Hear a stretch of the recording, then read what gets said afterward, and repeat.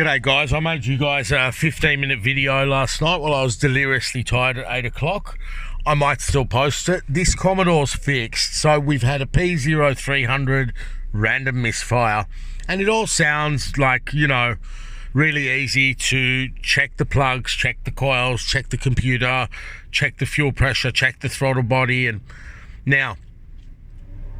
it's not. It takes time, and when you have a car that has not been ever probably revved past 3,000 RPM and the whole engine is choked, you know, manifolds need to come off and that. Now, these SiDi VE2s, this particular one's a VE2, 3.6 direct injection, V6 suffer from carbon issues. What we've had here is the throttle body hose had a massive pinch in it. It was all in the previous video, but now there's a few updates to the story from the video last night. So the throttle body tube was pinched in. I will use that as the favicon, or what do you call it, for the image for the video, right? So the throttle body, where you put it on right at the bottom, was pinched in and pulling in unfiltered air into the engine. The throttle body was quite dirty, right? But that didn't fix it. Okay, combined with decarbonizing the engine with AC Delco combustion cleaner, throttle body cleaner, we are getting a fantastic result. Now, what's happened is last night, while I made the video, I was doing a live start for you guys, knowing I was going to fix this car. Right at the end of the video, the check engine light came on. And what I was doing was basically explaining how bad the car was shaking when it came in. It literally was like dropped a cylinder or two, and it sort of boggles the mind that someone can be driving one day and not notice it, and then the next day it's misfiring. Now, the thing is, it wasn't misfiring as such. Like, yeah, it's misfiring from carbon and from disrupted airflow on the intake valves, and a dirty throttle body, but it wasn't misfiring as such as you could identify where it was misfiring. So it was like number one was misfiring, then it was 5. It was a random misfire. Everything was misfiring on and off. And as the car leans out and trims itself and you load it up with headlights and AC, the car was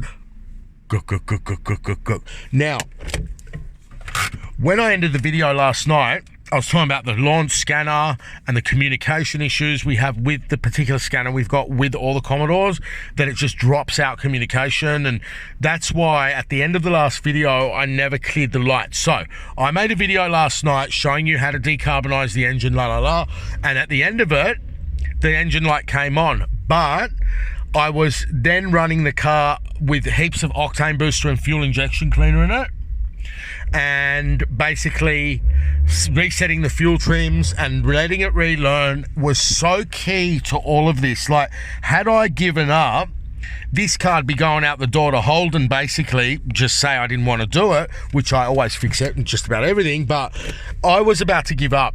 And that's the rule in life. Just when you're about to give up, keep going. So it appeared that everything I did nothing.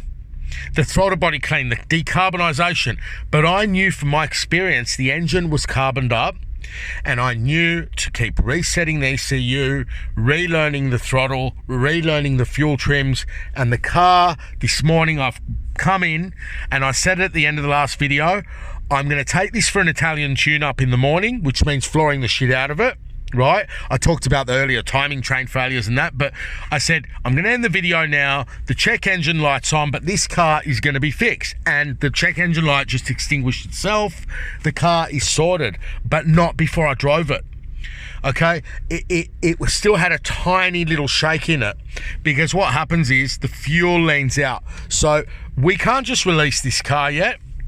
I've told the customer the manifold might need to come off, but I mean, it's night and day, and it's gone beautiful.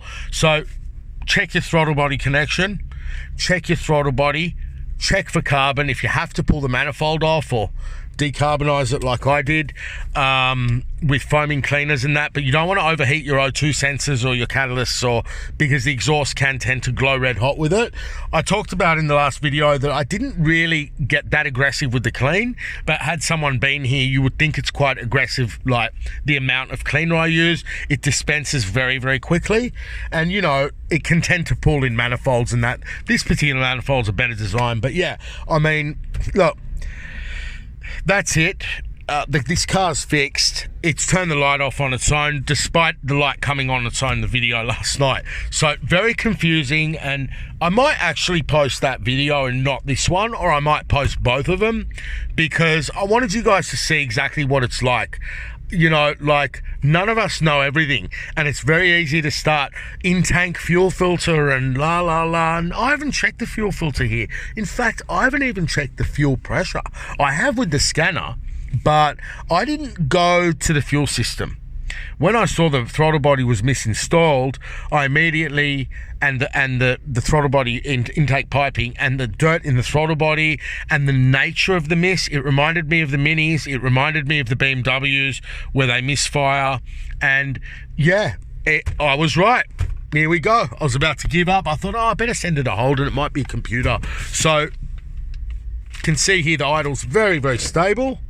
In drive, absolutely no misfire. So I could literally release this car soon.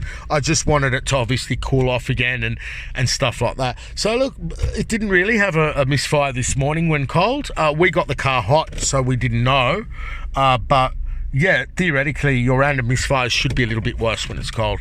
Okay, hope that helps.